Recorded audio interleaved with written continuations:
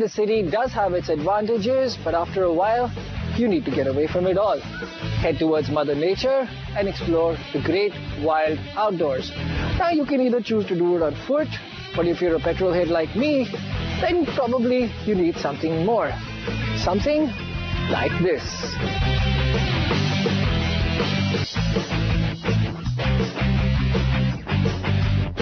ATVs, which stands for All Terrain Vehicles, have been roaming our planet since the 1970s. Now, they were first used by the army, and after that they slowly found their way into the utilitarian sector where they were used by farmers. And then somebody realized that there's a potential for them.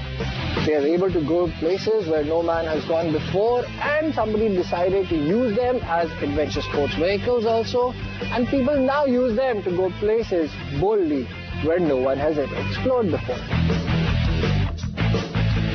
Now, I have to be honest here. I've always wanted to ride one of these, but this is actually the first time that I've been able to get my hands on one. Now, this particular ATV that we have is based on the traditional style of ATVs, which means that it has a handle like a normal motorcycle and four wheels like a normal four-wheel drive vehicle. This is the Polaris Sportsman 550 EPS. This particular model also has an electronic power steering, which makes it easier to go anywhere. The engine is a 550cc, it's fuel injected, and this particular one, as you can see, has seating for 2 hours, which means it's great for exploring places with your friends.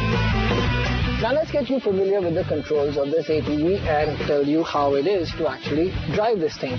Well, the throttle is not in your hand grip over here, but it is operated by your thumb. And that is because when you're going up an incline, you don't want to be pulling back and have the ATV running out of control from your hand. What you also get on your thumb over here is the control for the 2x4 to 4x4, and it even has a feature which allows it to engage the active hill descent control. Now, if we talk about the gearbox is in your hand over here. You have a high mode, you have a low mode, which is used for going uphill on steep inclines, a neutral, a reverse, and a park. An automatic gearbox, just put it into the high mode and you're off exploring. Now, if we talk about the brakes, there is a hand brake over here and a foot brake over here. Now, before we actually take this thing for a ride, it is very important to gear up with all the safety equipment that is required. I mean, you are exposed to the elements.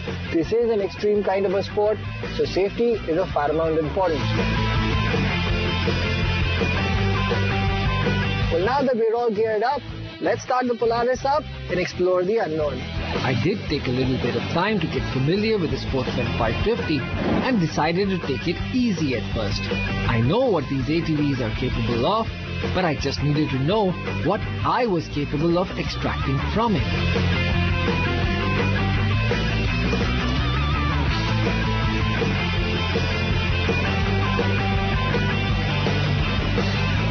So, some slow exploring runs to begin with was a good place to start. The Sportsman takes the rough and makes it smooth. Its suspension is ever so forgiving, and the thick, generously padded seat ensures that the ride is extremely comfortable. The electronic power steering does make maneuvering the Sportsman 550 very easy, and it even features a variable assist for easier steering at lower speeds and increased responsiveness at high speeds.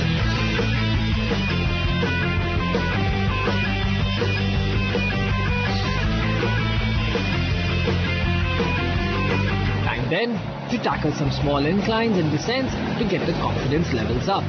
It does seem very eager to climb up and come down, and as much as I hate to admit it, that's probably not because of my skill, but due to the on-demand all-wheel drive system, the active descent control, and the engine braking system that makes it seem like a piece of cake.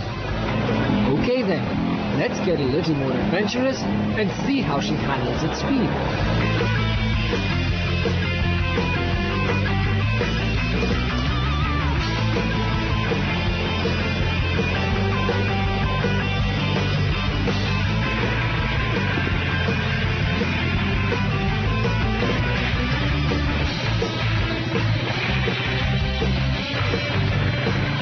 Strange, but the harder I push it, the better it seems to perform.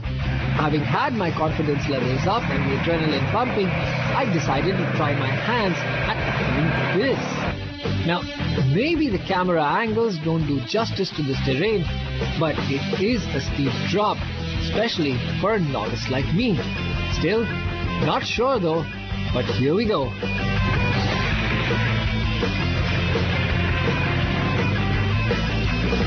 That was easy. Having done it once, I wanted to do it again and again and again. But wait, I almost forgot. I have something waiting for me. Something that's bigger and even more powerful. Something that goes by the name of the RZR S800. But we're saving that for later. See you on the show next week.